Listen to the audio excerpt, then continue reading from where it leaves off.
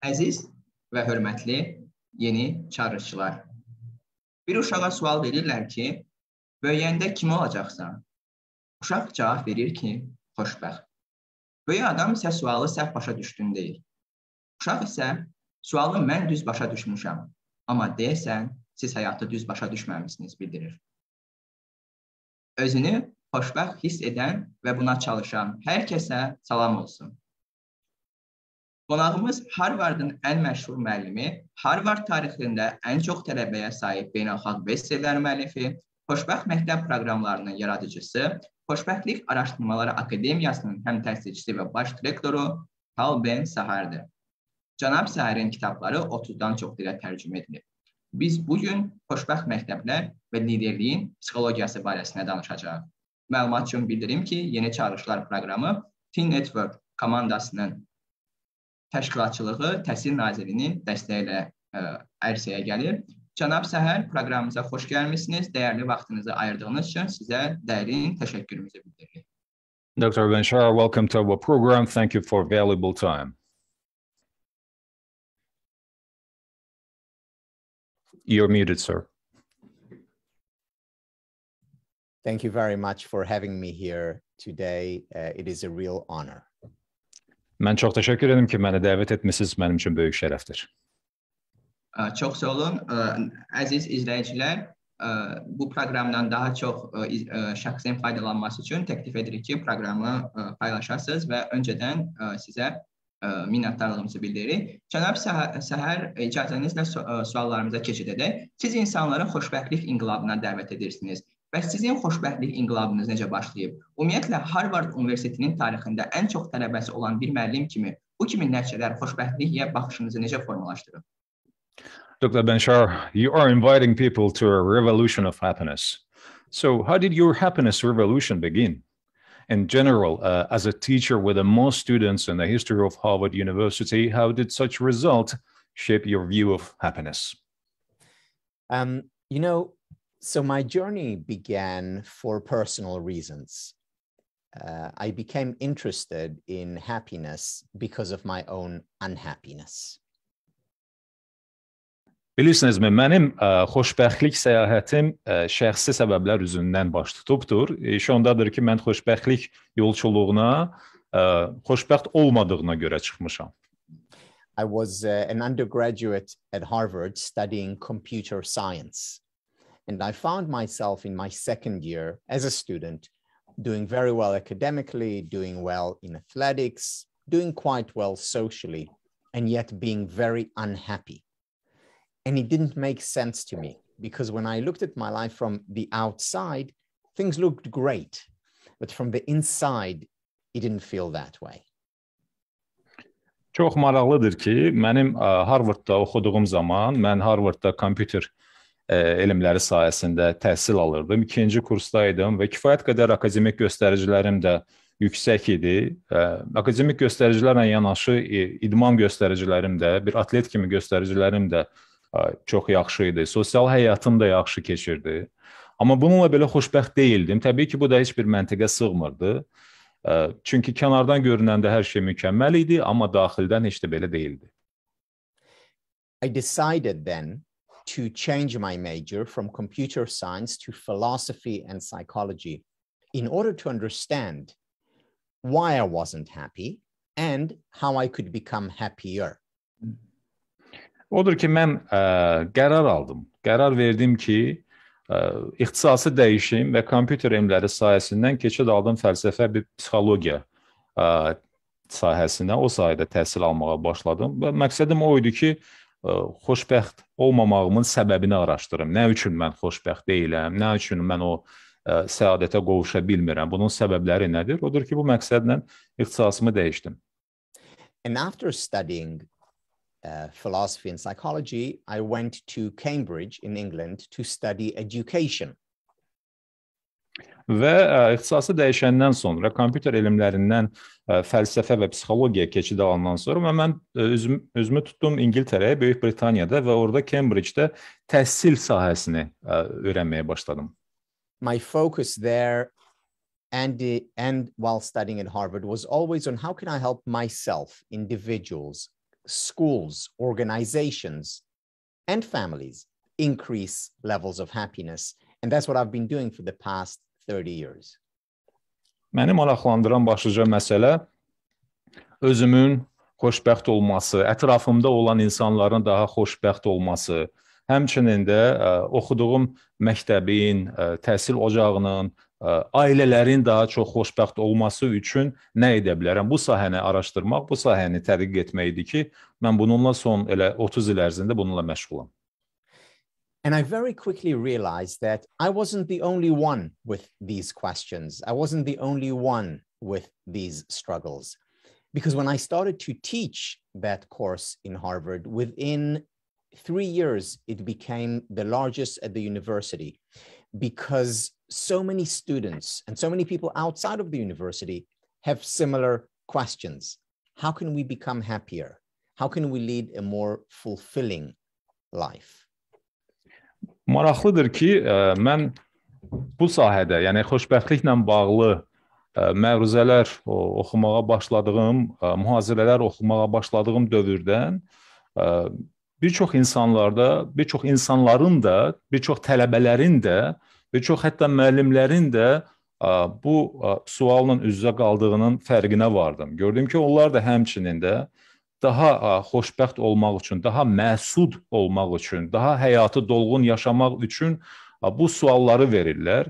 Və bu, yəni həqiqətən də 3 il ərzində mənim mühazirələrim Harvardda ən geniş dinləyici kütləsi toplayan mühazirələr oldu. And one of the reasons why I wasn't happy, one of the reasons why so many people around the world are not happy is because they misunderstand what leads to happiness. They believe that becoming more successful will make them happy. They believe that achieving a certain goal or conquering a certain mountain is what will make them happy. And that's not the path to happiness. We actually need to learn, and we can learn because there's a lot of research on it. What are the conditions, what things we can put in place in our lives to become happier?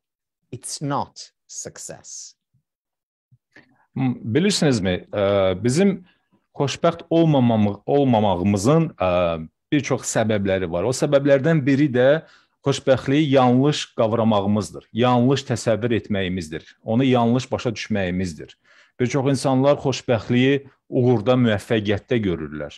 Onlar düşünürlər ki, müəyyən məqsədi qoyub, o məqsədə doğru getsələr, o məqsədə nail olsalar, müəyyən aşırımları keçsələr, zirvələri fəth etsələr, onlar xoşbəxt olacaqlar.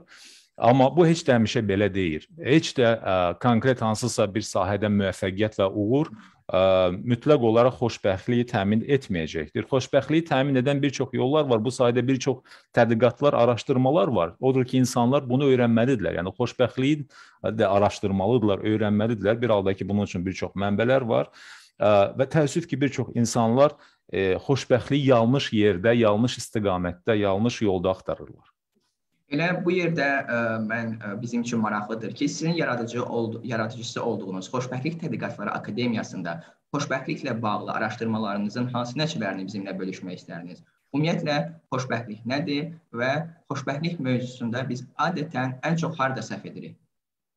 Well, in this regard, Doctor, thank you for your response. I would like to ask you to share the results of your studies on happiness at the Happiness Studies Academy, which you founded. Would you like to share those results, the findings, if you like, and ultimately, in a nutshell, what is happiness? What is the definition of happiness, and where we usually go wrong about it? Where we usually go wrong when it comes to happiness? You know, the first step to happiness is allowing in unhappiness. And let me explain what I mean. You see, there is a misunderstanding in today's world that happiness means being happy all the time. Bilirsinizmi, gəlin belə danışaq. Xoşbəxtliyi qavramaq üçün, başa düşmək üçün biz ilk növbədə xoşbəxt olmamağı bir növ qəbul etməliyik. Qəbul etməliyik ki, xoşbəxt olmamaq deyilən bir şey də var. O da mümkündür. Və bəzi insanların da yenə də xoşbəxtliklə bağlı yanlış təsəvvür odur ki, xoşbəxtlik sanki bütün zaman ərzində müntəzam olaraq, mütəmadi olaraq mövcud olan bir məfhumdur. Bu elə deyil. In fact, the expectation that it is even possible to be happy all the time will lead to unhappiness. Why? Because when we reject painful emotions like sadness or anxiety or fear or envy or frustration, when we reject these painful emotions, they only grow stronger. They only become more dominant in our life. And when we embrace and accept sadness, anxiety, envy, fear, when we embrace and accept them, that's actually when they leave rather than stay. Mən sizə bir şey deyim, Cəfər bəy. Bilirsinizmi, bu xoşbəxtsizliyin səbəblərindən biri daim xoşbəxtliyin bizimlə olacağını gözləməkdir. Yəni, xoşbəxtliyin daim olması intizarı, o intizar elə xoşbəxtsizliyə gətirib çıxarır. Biz çox zaman bu intizarla, bu ümidlə yaşadığımız zaman bu kədərdir, qəmdir, qüssədir, narahatlıqdır, həsəddir və bu kimi halları, bu narahatlığı çalışırıq ki, özümüzdən uzaq tutaq, onları rədd edək, onlarla barışmayaq. Və bir nə qədər biz onlara müqavimət göstəririksə, biz bir nə qədər onları uzaq tutmağa çalışırıqsa, bir o qədər də xoşbəxt olmuruq. Bir nə qədər bunun əksinə biz yəni qəm, qüssə, itki, narahatlıq kimi halları normal qarşılasaq, bir nə qədər biz onları həyatımızın ayrılmaz bir hissəsi kimi qəbul etsək, bir o qədər biz rahat edərik. Bir o qədər biz onlarla yaşamağı bacararıq və onlar bizim həyatımıza o qədər də nüfuz etməz. Bizi daha çox tərk edər, nəinki bizimlə qalar. So the first step, Jafar, the first step to happiness is allowing in unhappiness. After that, there are many things that we can do. For example, regular physical exercise. That's a very important part of happiness. Second, reaching out to people. Relationships, being part of a community is a very important part of happiness. Learning new things contributes to our happiness.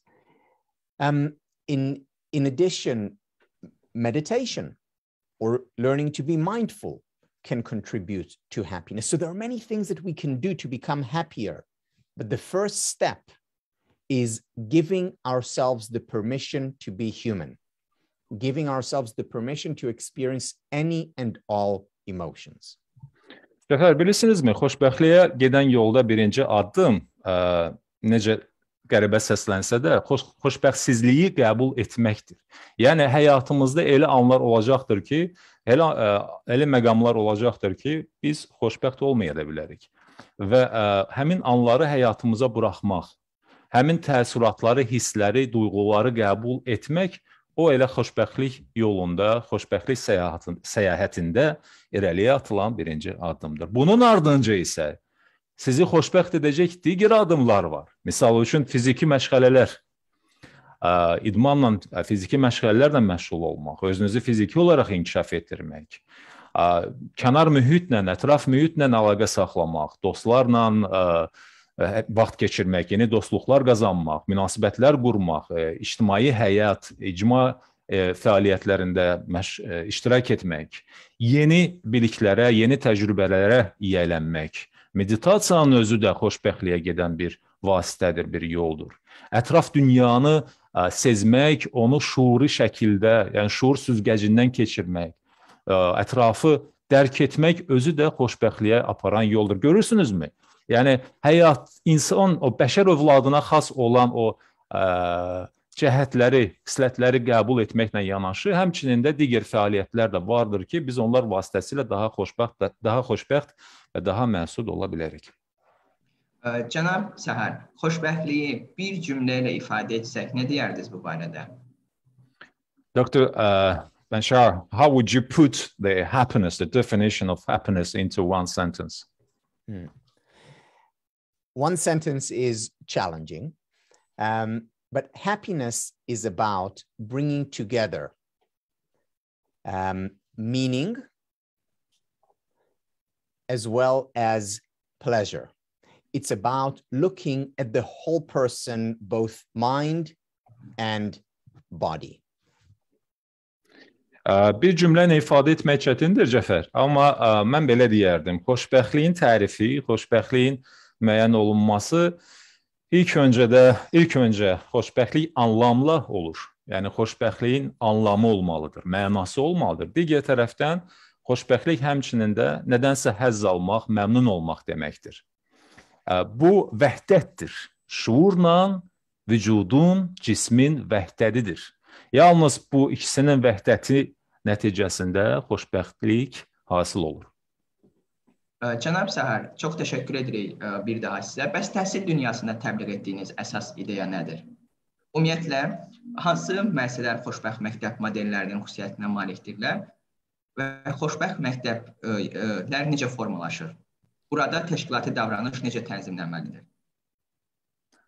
Dr. Benshar, thank you so much putting the happiness into one sentence and to express it so well. But to continue this idea, what do you think is the main idea? What is the headliner that you're promoting in the world of education? And since we're talking about education, what are those features of happy school models? You know, which institutions have the features of happy school models in your mind? In other words, how are happy schools made? How is organizational behavior regulated in happy schools, in your view? Yeah, that's a very important question because in so many ways, the future of our world depends on education. And happiness education has to be a very important part of that future. Əslində çox vacib sualdır. Çünki bütün dünyanın gələcəyi, dünyamızın taleyi mən deyərdim ki, məhz təhsildən asılıdır. Təhsildən asılıdır dünyanın gələcəyi. Və təhsilin özündə isə xoşbəxt təhsildən asılıdır. Dünyanın gələcəyi təhsildən asılıdır. Təhsilin gələcəyi xoşbəxt təhsildən ibarətdir. So Professor Martin Seligman, who is one of my mentors, when he speaks to parents and children, always asks them two questions to begin with. The first question is, what would you most like for your children? What would you most want for your children? And then he makes a list on the board of what the parents say. And they say, we want our children to be happy, or we want our children to be healthy, or we want them to be resilient, strong, or we want them to have good relationships. So these are the things that parents say that they most want for their children. And this is list number one. Mənim mentorum olan Professor Martin Seligman var. Bu kifayət qədər tanınmış alimdir. Və bu professor valideynlərlə, uşaqlarla ünsiyyət qurarkən onlara iki sualla müraciət edir. Valideynlərə müraciət edərkən belə bir sual verir ki, siz uşaqlarınız üçün ən çox nəyi arzulayardınız? Və bu onların cavablarının müqabilində bir siyahı tərtib edir. Təbii ki, valideynlərin öz övladları üçün ən çox nəyi umduğunu, nəyi arzuladığını qeyd edirlər. Bunların arasında uşaqlarının xoşbəxt olmasıdır, xoşbəxt gələcəyidir, uşaqlarının ağıllı, tərbiyəli, bilikli, dayanıqlı, möhkəm, sarsılmaz olması, digərləri ilə xoş münasibət qurması kimi belə amilləri qeyd edirlər. And then he says, here is question number 2. What do children learn in school? And parents say history, geography, mathematics, writing, biology, and so on. Now, there is almost no overlap between list number 1 and list number 2. Now, it's not to say that list number 2 is not important. It's very important to learn history and biology and writing and mathematics, of course. But why are most schools around the world ignoring list number 1? Especially today, when we have a science of happiness.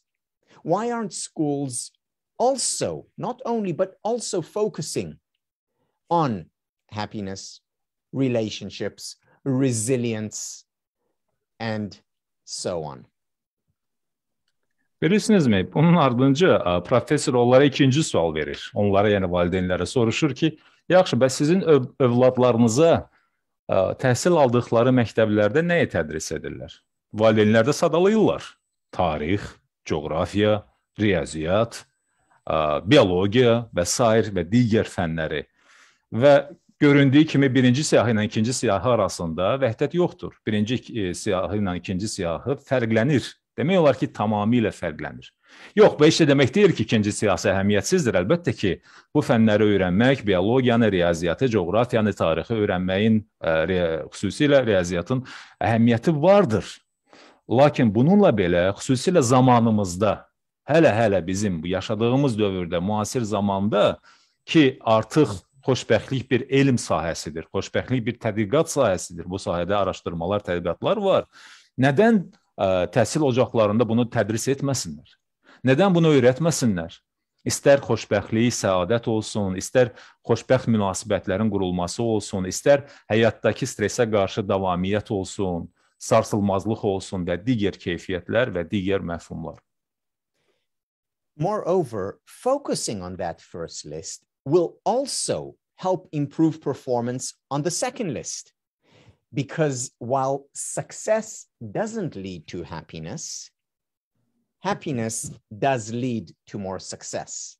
So students who enjoy better relationships, who are happier, who are more resilient, who are physically active and healthy, they will actually perform better in writing and mathematics and geography and history. They will become better students.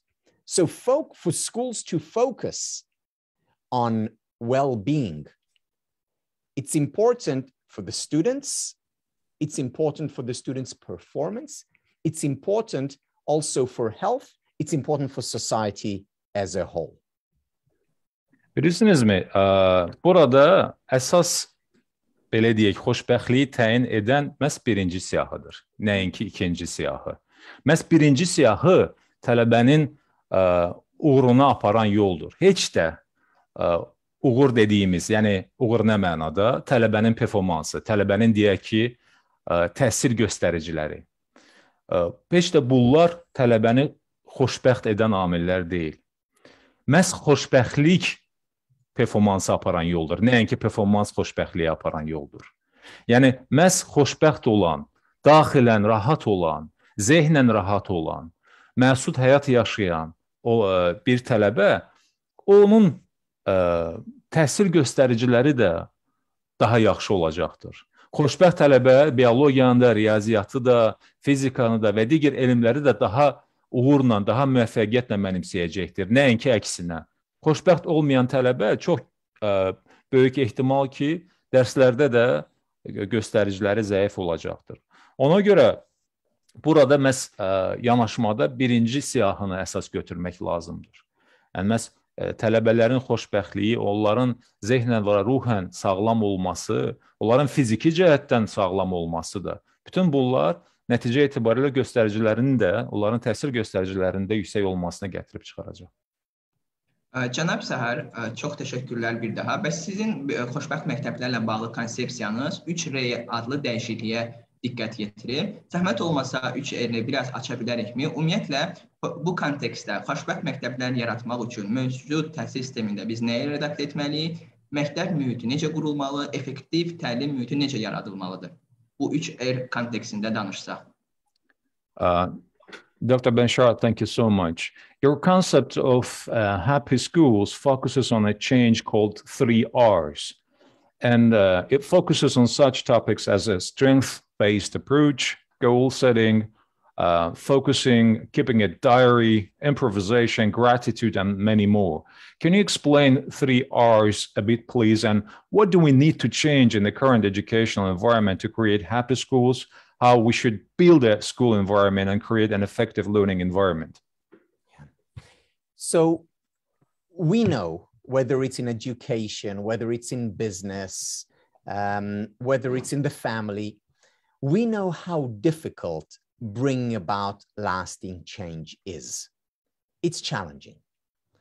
And therefore, we need to look at research on change to help us understand what we need to put in place in order to bring about lasting change, whether it's me as the individual, whether it's in my students, whether it's in the schools, or even in society.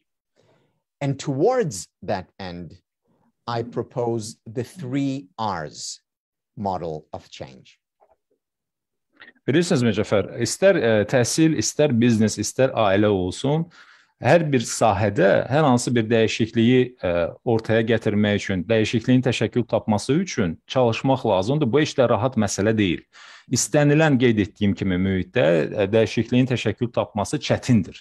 Çünki biz adi vəziyyətdən, adət etdiyimiz vəziyyətdən yeni bir vəziyyətə keçirik. Təbii ki, dəyişiklik nəzəriyyəsi sahəsində bir çox tədqiqatlar var. Dəyişikliyin təşəkkül tapması üçün nə etmək lazımdır? Bu da ayrıca bir sahədir, ayrıca bir elmdir. Buna dair də bir sıra əsərlər var. Və təbii ki, biz o əsərlərdən, o tədqiqatlardan faydalanmalıyıq. Öyrənməliyik ki, dəyişikliyin müntəzəm olması üçün onun istər fərdi səviyyədə, istər məktəb səviyyəsində, istər icma və ictimaiyyət səviyyəsində tutarlı olması üçün nə etmək lazımdır? Onu başa düşməliyik və bununla bağlı mənim də sizin də qeyd etdiyiniz kimi o 3 R ingilis dilində R ilə səslənən o konsepsiyam var. İndi onu açıqlayıram. So the first R is reminders. Why are reminders so important? Because most of the choices that we have in our life are what I call rhetorical choices. They're easy choices. For example, if I ask you now, Jafar, or anyone on this call, is it important for you to appreciate the good things in your life, to be grateful for the good people in your life? Or do you prefer to take them for granted, to ignore the good things in your life? Now, everyone would say, yeah, of course I want to appreciate the good things in my life, the good people in my life. It's an obvious, easy choice. However, most people, most of the time, neglect to appreciate the good things and good people in their lives. They take them for granted. So we have an easy choice, and yet most of us fail to choose correctly, which is why we need reminders. Reminders to make the right choices. Bu R'lardan birinci deməli söz, baş hərfi R-la olan reminders'dir ingilis dilində. Yəni bizə müəyyən şeyləri xatırladan məsələlər, xatırladan məqamlar, bunlar çox vardır, bunlar çox vacibdir. Xatırladıcıların olması həyatda çox vacibdir. Çünki həyatda bir çox seçimləri, mən onlara ritorik seçim deyirəm. Biz onları çox rahat edirik. Yəni onlar bizə çox rahat gəlir. Sanki elə olmalı kimi gəlir. Yəni istər sizə Cəfər bəy, istər bugünkü bizim o yeni çağırışlar proqramında iştirak edən auditoriyadan istənilən şəxslərə biz sual versək ki, siz həyatdakı sahib olduğunuz o bütün gözəlliklər, bütün o gözəl insanlar, sahib olduğunuz bütün o sizin üçün dəyər təşkil edən şeyləri biz sizdən soruşsaq, siz onlara görə minnətdarsınızmı soruşsaq, siz onları həqiqətən də şükür hissi ilə qəbul edirsinizmi?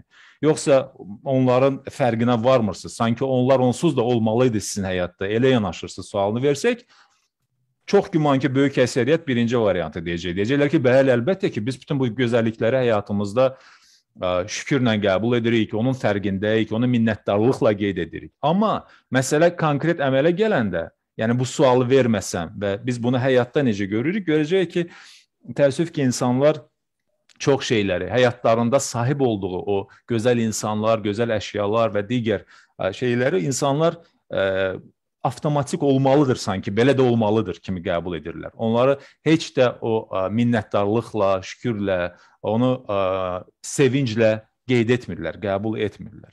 Məhz birinci yanaşma da odur, xatırladıcıların həyatda olması. Biz xatırlamalıyıq ki, bizdə bir çox şey var həyatımızda xoşbəxt olmaq üçün. Bir çox insanlar var həyatımızda xoşbəxt olmaq üçün. Və biz bunu, yəni şuurən bunu qəbul edib düzgün qərarlar qəbul etməliyik.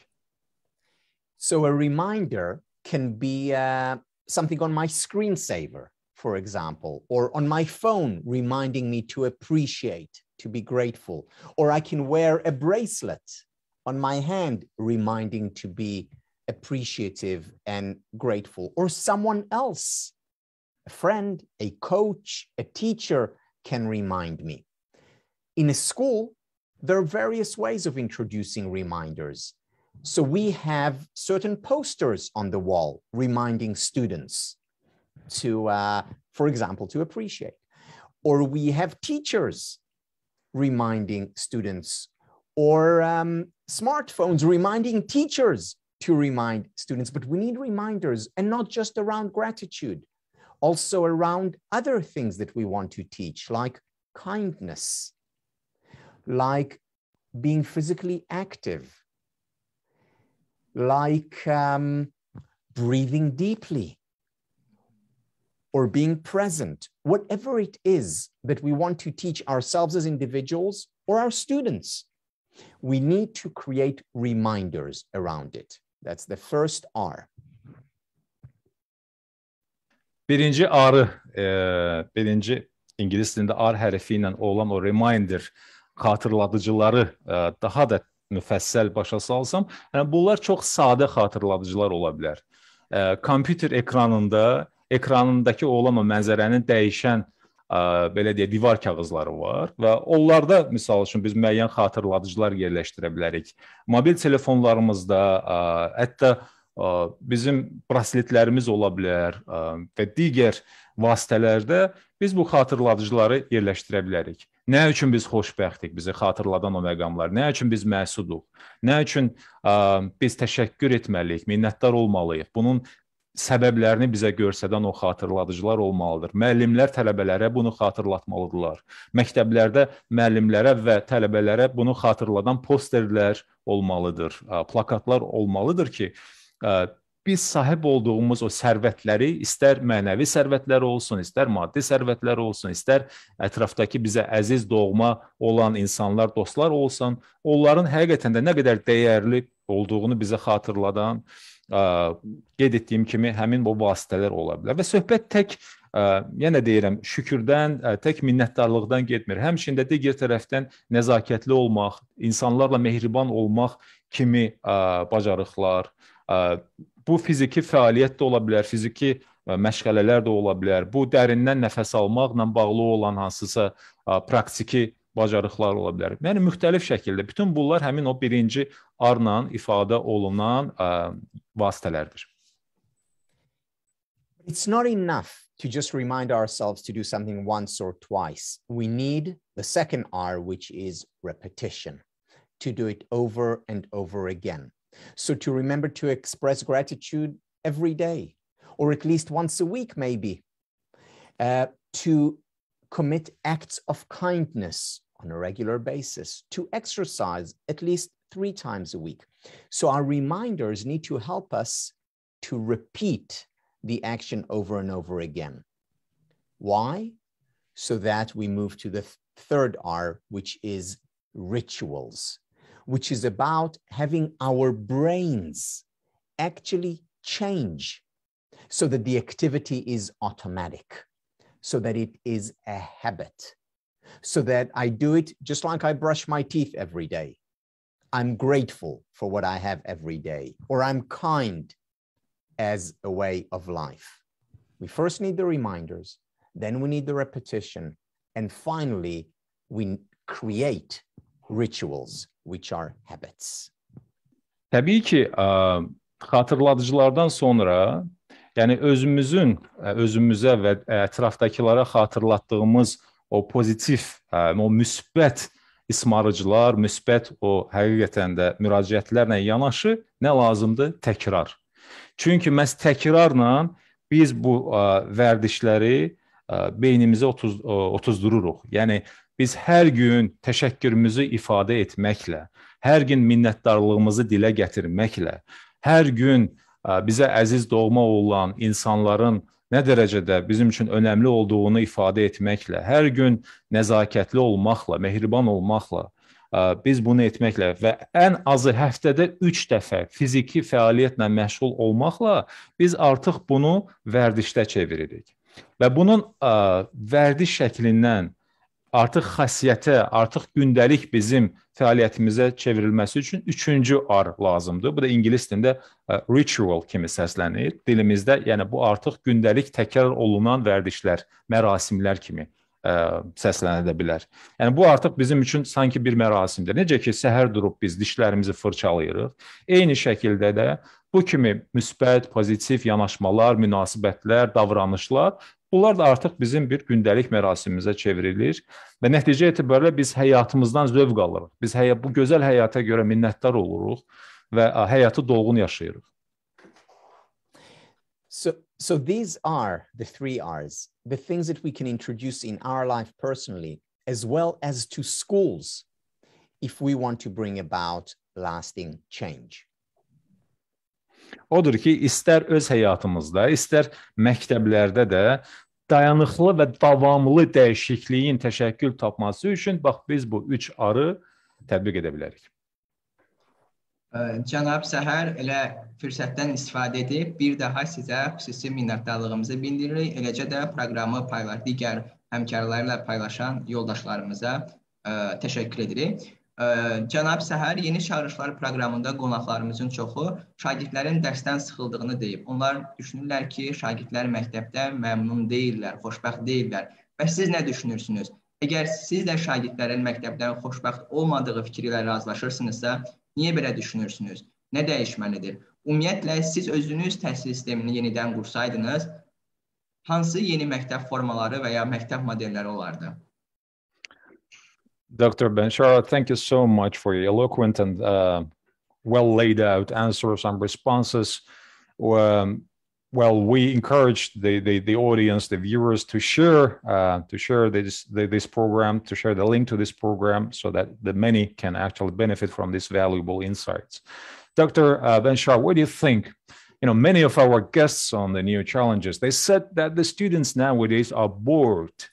So what do you think about it? Do you agree that the students are not happy at schools nowadays and they are bored? And what do we need to change to make students happy? Yeah. So let me share with you some research that was done in the United States initially, but there are very similar findings around the world, whether it's in Europe, Asia, Africa, or Australia. We find very similar results. What the research shows is that levels of depression, levels of anxiety, and suicide rates have gone up dramatically over the past 10 years. Cəfər bəy, mən bununla bağlı bir tədqiqatın nəticələrini sizinlə paylaşmaq istərdim. Tədqiqat Amerika Birləşmiş Ştatlarında aparılmışdır ilkin olaraq. Amma sonradan məlum olmuşdur ki, tədqiqatın nəticələri eyniliklə Avropa, Asiya, Afrika və Avstraliyada da keçərlidir. Yəni oradakı olan vəziyyəti də əks etdirir.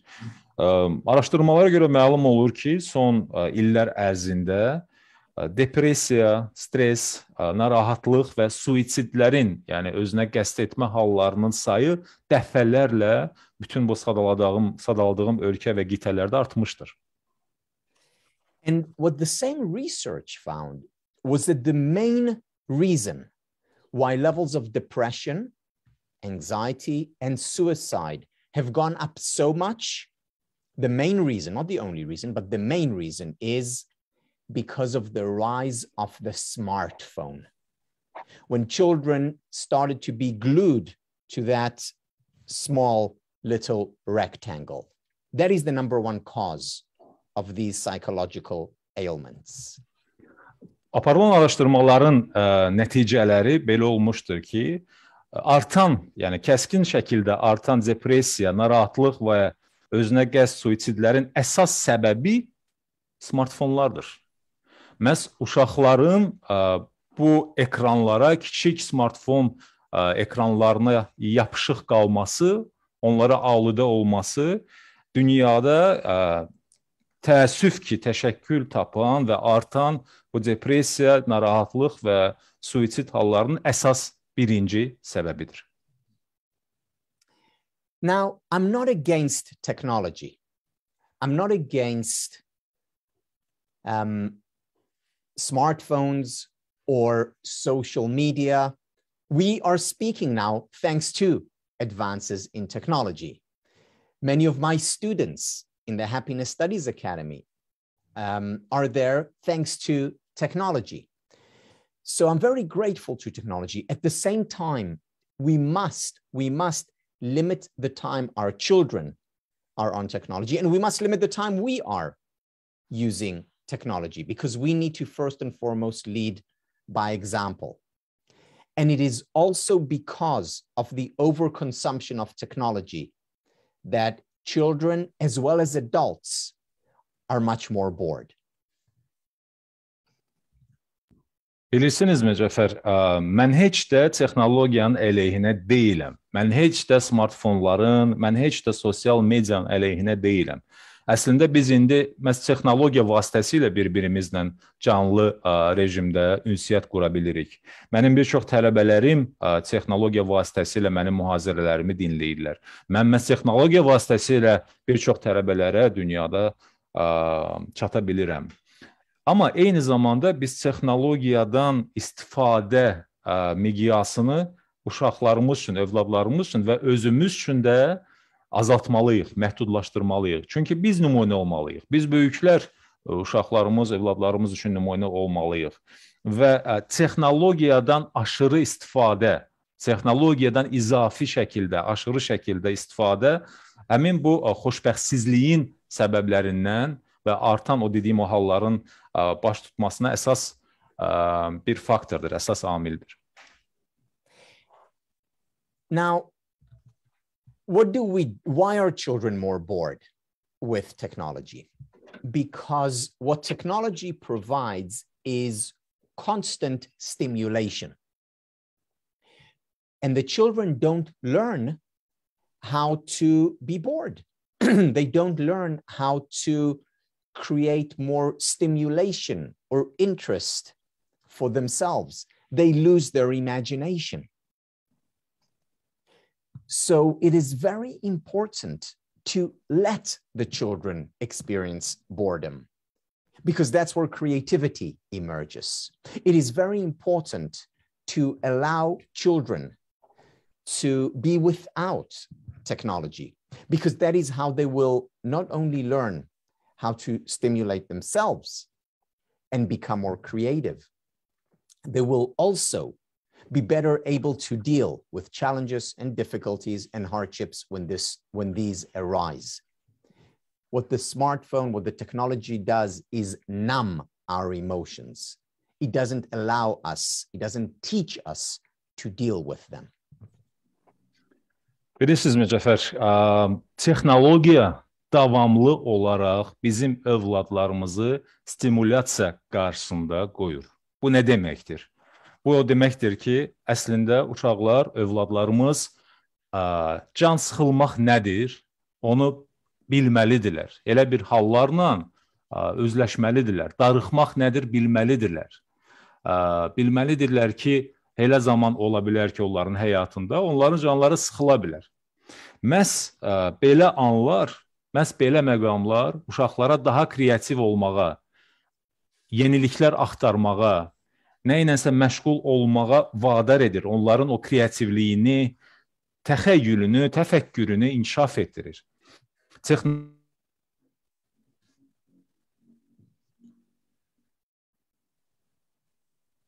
bir növ dilsiz, ağızsız edir bu istiqamətdə. Odur ki, biz texnologiyanı məhdudlaşdırmaqla övladlarımıza məhz belə imkanlardan faydalanmaq fürsəti yaradırıq. One of the most important things therefore that we can do as parents and teachers is limit screen time. At home, for example, we allow our children to be on screen, to be on social media. That's how they meet their friends. However, we also have technology-free times and technology-free zones. For example, around the dinner table, no technology. When we get together as a family, when friends come, there is no technology. We are in the old-fashioned way, interacting, talking, and through that, learning how to create our own stimulation and excitement and interest.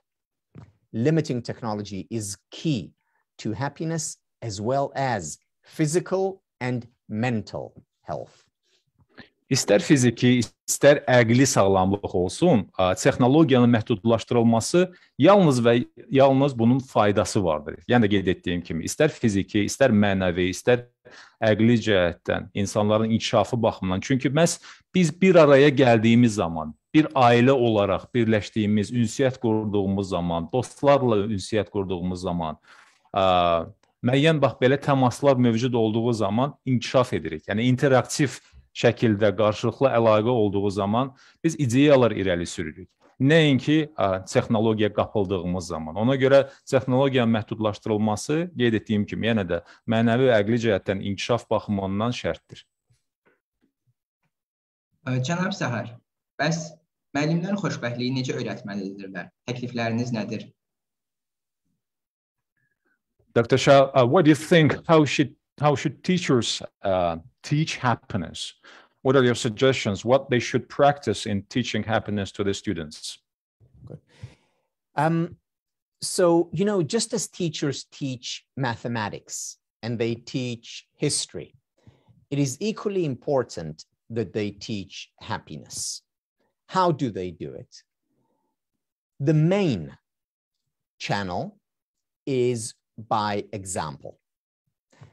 For instance, if I want children to be passionate about their work, to find a sense of meaning and purpose in their studies, I, as the teacher, need to lead by example and show the same. Cəfər bəy, ilk növbədə bilirsinizmi, müəllimlər özləri nümunə olmalıdırlar. İstər tarix müəllimi olsun, istər riyaziyyat müəllimi olsun, onlar xoşbəxtliyi tədris etməlidirlər.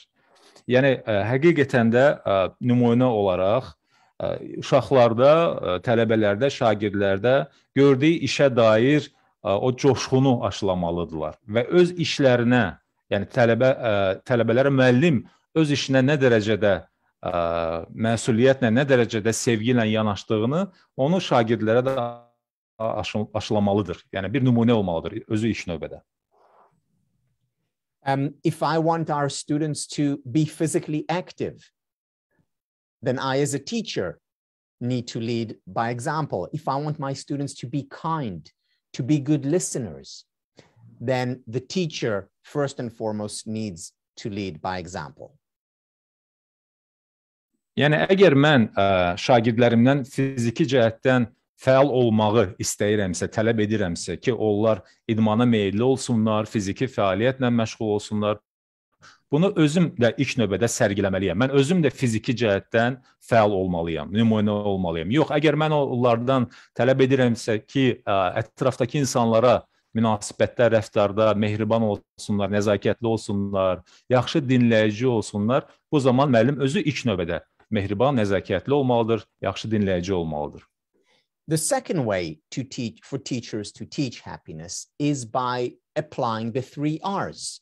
So first of all, to create reminders as part of the curriculum for students to introduce certain practices. For example, reminders around gratitude. For example, reminders around physical movement. For example, reminders around being present, and then to repeat these practices over and over again. You see, one of the advantages that schools have is that every day and every week is very similar. So every day at 8 o'clock, you can start the day with 3 deep breaths. Or every Thursday, before they go home, they can do a gratitude exercise. You can do things repeatedly. And that's how you create healthy rituals in children's lives. So that's the second way, by applying the 3 R's for teaching happiness. Xoşbəxtliyin tədris olunması üçün ikinci üsul, Cəfər bəy, bu mənim əvvəl də qeyd etdiyim 3R konsepsiyamdır, 3R yanaşmamdır. Birinci, xatırladıcıların olması. Müəllimlər kurikuluma bu xatırladıcıları daxil etməlidirlər və dərslər zamanı praktiki məşğələlərlə bunu uşaqlara çatdırmalıdırlar. Misal üçün minnətdarlığın tədris olunması, onun kurikulumda, onun müxtəlif dərslərdə də tədris təbliğ olunması, təşviq olunması çox vacibdir. Və yaxud da ki, qeyd etdiyim kimi fiziki fəaliyyətlərdir və yaxud da ki, təəssübkeşlikdir. Bu halları, yəni ki, bu praktikaları tədrisdə də tətbiq etmək çox vacibdir. Onları ikinci R, yəni birinci reminderdir, xatırladıcılar, ikinci repeat, yəni təkrarlamaq lazımdır. Yəni bütün tədris boyunca onları xatırlatmaq və bunları konkret tapşırıqlarla da etmək olar. Misal üçün, şagirdlərə dərindən düzgün nəfəs almağı öyrətmək, müştərək işi öyrətmək və minnətdar olmaq kimi bacarıqları aşılamaq da bunlar arasındadır. Yəni, qeyd etdiyim kimi, xatırladıcılar, təkrar və bir də ki, bunu artıq müntəzəm təkrar olunan bir mərasimə çevirmək, bir ritual. Mətin mənim səsiniz bağlandı. Mən bitirdim tərcüməni. The professor, please continue. The third way for teaching happiness in schools is through stories. Mm-hmm. You see, children and adults don't necessarily remember numbers or statistics or facts, but they do remember stories. And it's through stories that we can best communicate ideas to children and adults. And it's through stories that we can bring about real, deep, and meaningful change. Whether we're trying to affect our employees, if we're managers, or our children, if we're teachers or parents. Üçüncü yol, Cəfər bəy, məhz əhvalatlar formasındadır. Yəni, bax, bu ideyaları, bu yanaşmaları əhvalat və hekayələr vasitəsilə çatdırmaqdır. Çünki istər uşaqlar olsun, istər böyüklər olsun, biz məhz hekayələr vasitəsilə daha yaxşı qəbul edirik məlumatı, daha yaxşı xatırlayırıq. Odur ki, yenə də qeyd etdiyim kimi, böyüklərə də, uşaqlara da bu ideyaları hekayələr vasitəsilə, əhvalatlar vasitəsilə nəql etmək çox vacibdir. Və mən sizə deyim ki, tək məktəbdə deyil, hətta biz menecer olaraq tabiçilimizdə olan insanlara da ideyalarımızı bax, bu hekayələr vasitəsilə nəql edərək dəyişikliyə aparan yolda uğur qazana bilərik. So let me give you just a couple of examples of how we teach happiness through stories. We teach the story of Thomas Edison. Thomas Edison invented the light bulb. Thomas Edison invented 1,093 inventions, more than any other person in history. And we also teach that Thomas Edison has most probably failed more times than any other scientist in history. Thomas Edison himself said, "I failed my way to success." So we teach children about the importance of failure and learning from failure through the story of Thomas Edison. Cəfər bəy, baxın, deməli, bir çox dediklərimi məhz açıqlayacaq şəkildə, əyani şəkildə nümayiş etdirmək üçün misallar var. Mən Thomas Edison'ın bildiyiniz kimi bu elektrik lampanı ixtira edən, hamı onu elə tanıyır. Onun misalını gətirmək istəyirəm. Amma siz bilirsinizmi? Thomas Edison'ın 1093 ixtirası olmuşdur. Fərqli ixtiralar olmuşdur. Bunu heç də hamı bilmir. Və heç də hamı bilmir ki, onun 1093-dən daha çox sayda uğursuz ixtiralar olmuşdur. Uğursuz cəhdləri olmuşdur ki, bu cəhdlər heç bir nəticə verməmişdir. Hətta Thomas Edison da özü də etiraf edir ki, mən uğura gedən yolda bir çox uğursuzluqlarla üzləşmişəm. Yəni, bir çox mənim uğursuzluqlarım olubdur. Odur ki, biz uşaqlara tədris zamanı, uşaqlara nəyisə öyrətdiyimiz zaman uğursuzluğun da həyatımızın ayrılmaz bir hissəsi olduğunu çatdırmalıyıq. Yəni, bunun da normal bir şey olduğunu açıqlamalıyıq. Or we teach the story of Helen Keller, who was both deaf and blind, and yet she never stopped to appreciate life. And through her story, we teach about gratitude and appreciation. And so for many different concepts and ideas within happiness, through stories from Greek mythology or the Bible or modern storytellers. It's through stories that children learn best.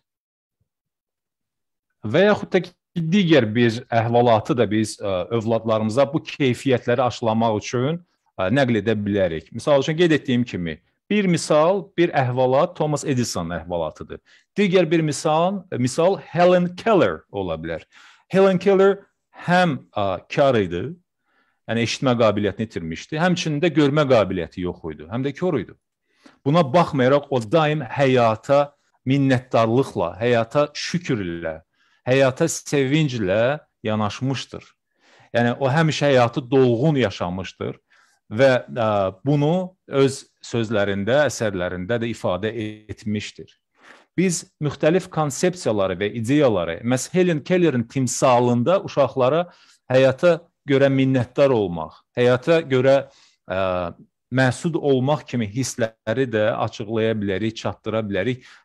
Yəni tarixdə və həyatda bir çox belə misallar vardır, bir çox belə hekayələr vardır. Cənab Səhər, vaxt məhdudiyyətimizi nəzərə alaraq icazənizlə sizə yekun 3 sualı ünvanlamaq istəyirəm. Bu suallardan biri belədir ki, kitablarınızda bəhs etdiyiniz Spear və Sharp modelini qısa olaraq bizə necə izah edə bilərsiniz və bunu biz həyatımızda necə tətbiq edə bilərik? As we're approaching the time limit, Professor Ben-Shahar, I would like to take a benefit of such a lecture of having your company. So last 3 questions, if we may. The first question, in the Joy of Leadership book, your famous book, you talk about the SHARP model to become a 10x leader. So can you please tell us how we can apply this in our lives? Happily. Thank you for bringing it up, Jafar. The SHARP approach to management has 5 elements, S, H, A, R, and P. S is about strength.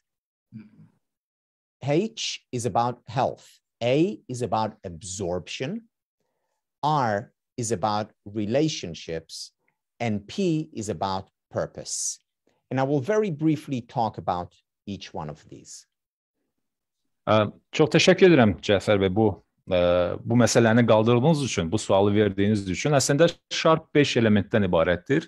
Hər bir hərf burada deməli elementin baş hərfini ifadə edir. S güc deməkdir, strength. H qeyd etdiyim kimi sağlamlıq deməkdir. A absorption, nəyisə qəbul etmək, onu içinə buraxmaq. R münasibətlər. P isə məqsəd deməkdir. İndi hər birini qısa olaraq, vaxt reglamentini nəzərə alaraq mən çalışacağam ki, açıqlayım. So when it comes to strength, there is a misunderstanding that what managers or employees or students in school, for that matter, need to first focus on their weaknesses, where in fact, those who focus mostly on their strength are not just happier, they're also more successful.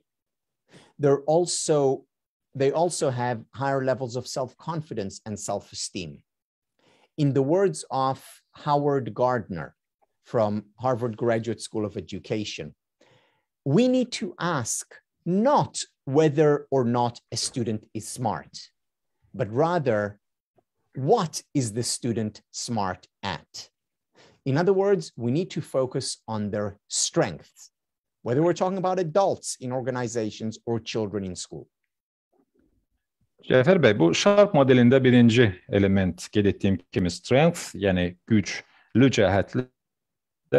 Çox təəssüf ki, bir çox hallarda biz güclü tərəfləri kənara qoyub zəif cəhətlərə yönəlirik. Yəni daha çox onlara fikir veririk təhsildə, məktəbdə və bu çox həlledici amildir. Çünki biz bir nə qədər güclü cəhətlərə fikir versək, bir o qədər xoşbəxt olmaq imkanımız, şansımız artır.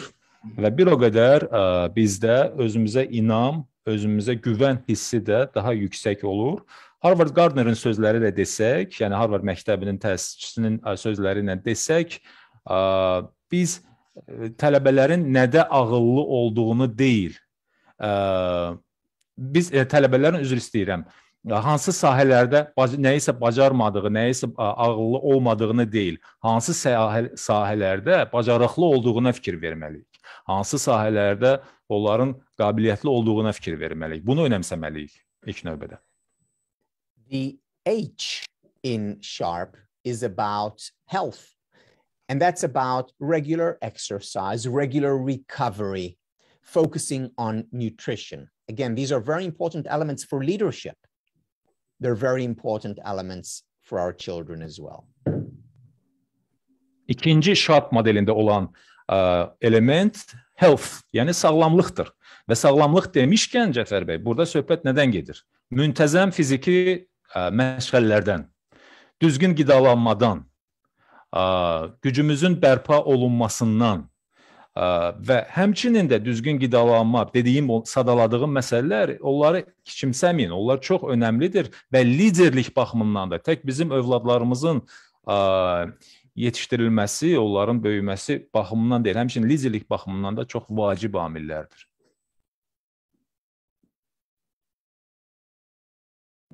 The A is absorption, and that is about meditation, being mindful.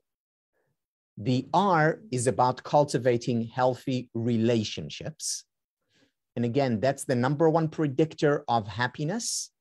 And it's important to focus on in schools and organizations, healthy relationships. And the P, finally, is about purpose, finding a sense of meaning, which is critical for teenagers, and it's critical for adults working in a company.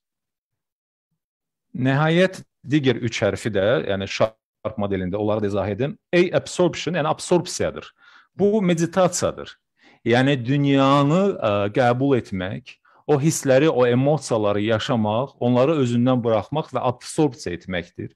R hərfi burada sağlam münasibətləri ifadə edir, relationships. Yəni bu, mən sizə deyim ki, xoşbəxtliyi, səadəti müəyyən edən əsas ilkin amillərdəndir. Xoşbəxt münasibətlər həm məktəb səviyyəsində, həmçinin təşkilat səviyyəsində. Və nəhayət sonuncu element P hərfi ilə purpose deməkdir. Yəni hər bir şeyin məqsədyönlü olması, anlamlı olması. Bu anlamın olması həm yeniyetmələrin həyatında vacibdir, həmçinin də böyüklərin həyatında. Cənab Səhər, bizim ənənəvi bir sualımız var. Sizin də bu suala cavabınız bizim üçün maraqlıdır. Əgər biz təhsildə yeni çağırışları 8 güşəli uluza bənzətsək, bu çağırışlar nələrdən ibarət olar sizcə? Dr. Ben-Shahar, we have a traditional question that we address to all our distinguished guests. So, if we compare the new challenges in education to an 8-pointed star, what will these challenges consist of? The first challenge that I would say is technology. How do we learn to manage technology rather than being managed by technology. Second, I would talk about, related to technology, physical activity, movement. You see, today children sit in a classroom. 100 or 200 years ago, children were working, moving, and we need to learn to incorporate movement as part of the day. Three, there is the challenge of curiosity, of the love of learning. How do we inspire children to do that? Related to that is the idea of purpose. How do we help children find a sense of meaning and purpose? Because so many children today are lost.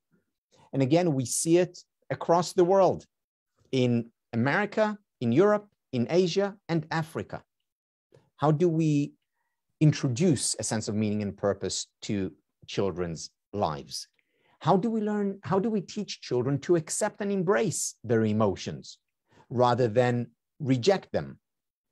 How do we teach them that it's okay not to be okay? Six, how do we teach children to work hard, to invest in their dreams? Because very often what they see on television is reality TV and someone becomes a star overnight. How? Just because that's not the right model. Or they learn in Harry Potter that the way to be successful is simply to be born with superpowers. No, superpowers are built over time with hard work and dedication. It's an important value to teach. We need to teach children to cultivate healthy relationships, to invest in their relationships. And finally, the eighth point, how? By being kind, by being generous, by giving, by contributing. It's when we give that we most receive. Mən bu 8 güşəli ulduzun güşələrini bir-bir sadalayacağım. Birinci, başlıca çağırış, mən deyərdim, texnologiyadır. Necə edək ki, texnologiya bizi deyil, biz texnologiyanı ram edək. Texnologiya bizi deyil, biz texnologiyanı idarə edək. Texnologiya bizim xidmətimizdə olsun, biz texnologiyanın xidmətində olmayaq. İkinci, fiziki məşğulluq, fiziki fəaliyyətdir. Yadınızdadır, yəni əvvəllər tarixən uşaqlar məktəblərdə, həmçinin də məktəb həyatı ilə yanaşı icma həyatında iştirak edərdilər. Nəsə edərdilər, kömək edərdilər, təsərrüfatda və s. İndi uşaqlar sadəcə və sadəcə sinif otaqlarında, part arxasındadırlar və yaxud da ki, kompüter arxasındadırlar müasir zamanda. Yəni, hərəkəlik çox azdır. Üçüncü amil məlumat canlılıqdır. Uşaqların məlumat canlı olması, elm canlı olması, bilik canlı olmasıdır, araşdırmacı olmasıdır. Dördüncü, məna və anlam. Həyatda mütləq olaraq məqsəd, anlam və məna olmalıdır ki, zamanımızın bəlasıdır. Uşaqlar bununla, yeniyetmələr bununla həqiqətən də çox böyük çətinliklər və əziyyət çəkirlər. Həyatlarının hansı anlam kəsb etməsini başa düşmürlər. Beşinci, bizi emosiyalarımız var. Biz hamımız bəşər övladıyıq. Və insan xislətində bir çox emosiyalar vardır ki, təəssüf ki, insanlar buna bir növ müqavimət göstərirlər. Amma narahat olmaq normaldır. Narahatlıq keçirmək normaldır kimi o hissləri də qəbul etmək lazımdır. Həyatınıza buraxmaq lazımdır. Bir nə qədər o hisslərlə barışsaz qəbul etsəz, bir o qədər rahat edəcəksiniz. Altıncı, odur ki, biz arzularımıza, biz ümidlərimizə investisiya etməyi öyrətməliyik uşaqlar. Onlar başa düşməlidirlər ki, əziyyət çəkmək lazımdır. Heç də hər şey televiziyada göründüyü kimi o reality TV, show TV-lər, o ulduzlar, məşhurlar, onların elə bir təəssürat yaradılır ki, sanki onlar bir gün içində ulduz olurlar, bir gün içində məşhur olurlar. Heç də elə deyil. Nailiyyətlər əziyyət tələb edir.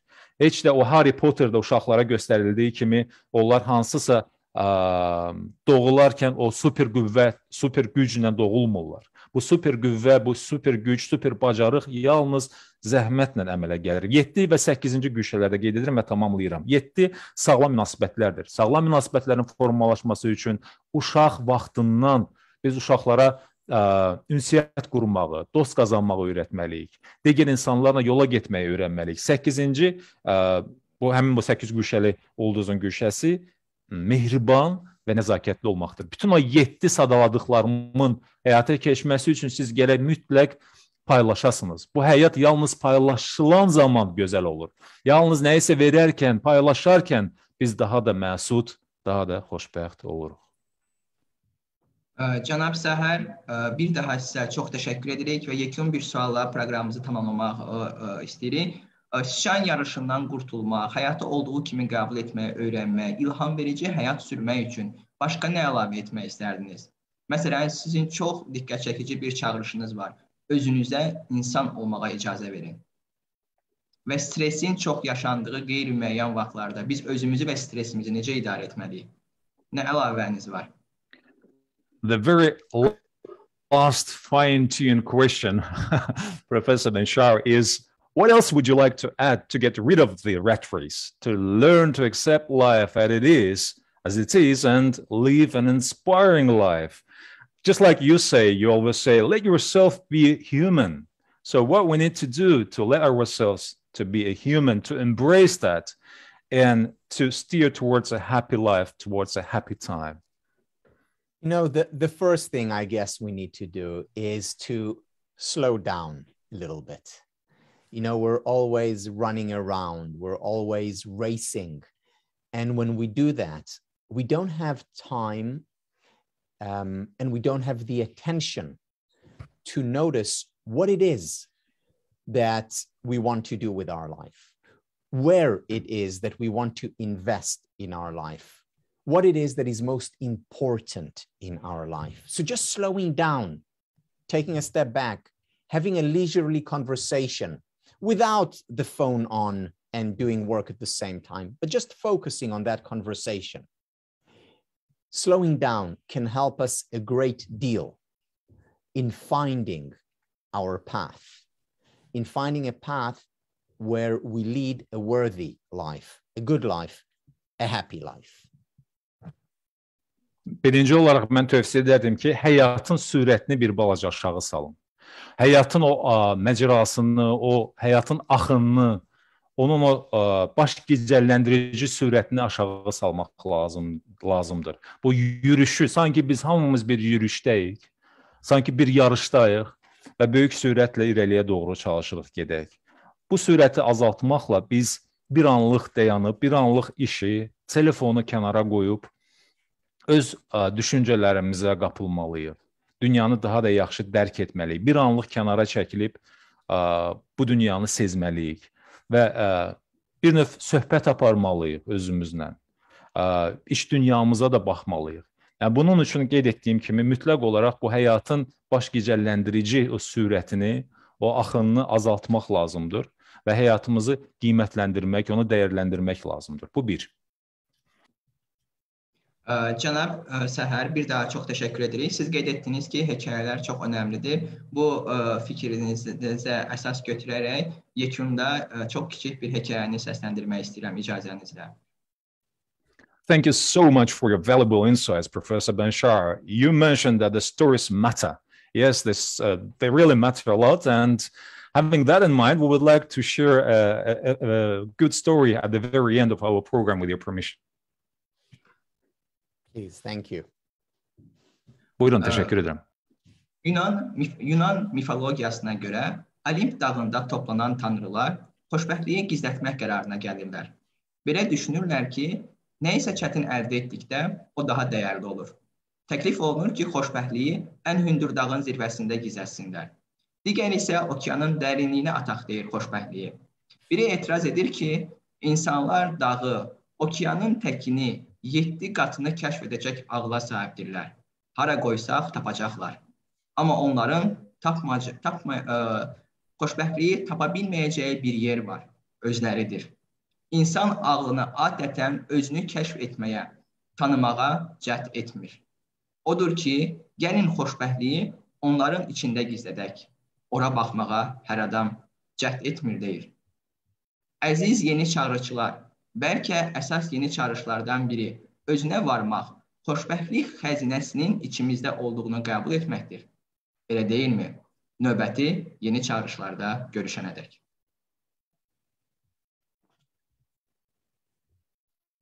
Buyurun, Mətəm. According to Greek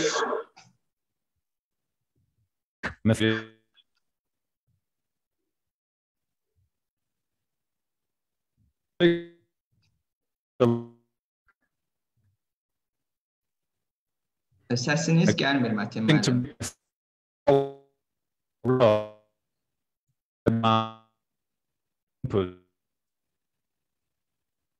To their happiness. It is suggested that they hide this mountain and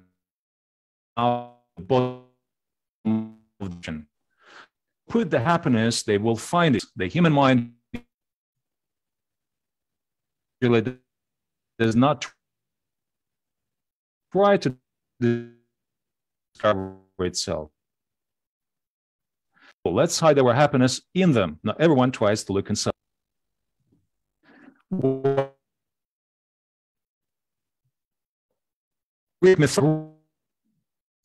Üzr istəyirəm Mətin müəllim. Sizin səsiniz çox qırıq-qırıq gəlir. Mən təklif edirəm ki, hide their hands. A group decides. So Jafar, as you can hear, yes. I cannot. Thank you so much, Mr. Sahar. See you next time. Thank you so much again. Thank you, Jafar, and thank you, Matin. And I hope to visit your beautiful country sometime in the near future. Of course. Take good care. Bye-bye. Thank you, Dr. Bashar. It was a privilege. Thank you. See you. Have a nice day. You too.